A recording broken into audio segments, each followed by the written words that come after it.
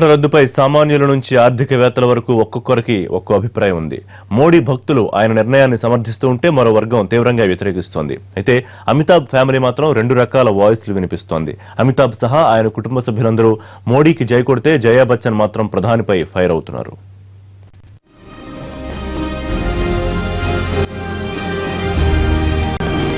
సినిమాలే కాదు, పాలిటిక్స్ కూడా అమితాబ్ ఫ్యామిలీ చుట్టూ తిరుగుతూ ఉంటాయి. అమితాబ్, అభిషేక్, ఐశ్వర్య సినిమా ఇండస్ట్రీలో బిజీగా ఉంటే జయా బచ్చన్ పాలిటిక్స్ లో మునిగిపోయారు. ప్రస్తుతం జయా బచ్చన్ సమాజ్వాదీ పార్టీ నుంచి రాజ్యసభ సభ్యురాలుగా ఉన్నారు. పెద్ద నోట్ల రద్దుపై అందరూ స్పందించినట్లే అమితాబ్ ఫ్యామిలీ కూడా రియాక్ట్ అయింది. అమితాబ్, అభిషేక్, ఐశ్వర్య రాయ్ మోడీకి మద్దతుగా నిలిచారు.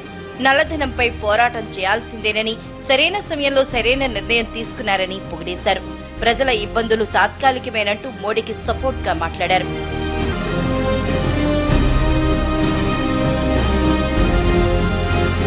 అయితే వీళ్ల కుటుంబంలో ఒకే ఒక్కరు మాత్రం మోడీపై ఫైర్ అవుతున్నారు. ఆమె జయా బచ్చన్. నిర్ణయం మంచిదే కానీ అమలు చేసిన తీరు అధ్వానంగా ఉందంటూ బహిరంగంగానే విమర్శిస్తున్నారు జయా బచ్చన్. సమాజ్వాదీ పార్టీ ఎంపీగా యాంటీ మోడీ వాయిస్ ను గట్టిగానే వినిపిస్తున్నారు జయ.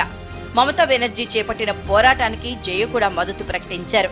ఢిల్లీలో మమత చేపట్టిన ధర్నాలో కూడా జయా బచ్చన్ పాల్గొన్నారు.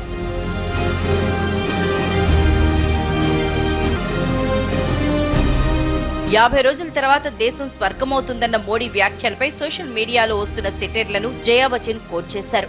50 రోజుల్లో దేశం స్వర్గం అవడంతో పాటు దేశ ప్రజలు కూడా స్వర్గస్థులవుతారంటూ ఘాటుగానే కామెంట్ చేశారు జయా బచ్చన్.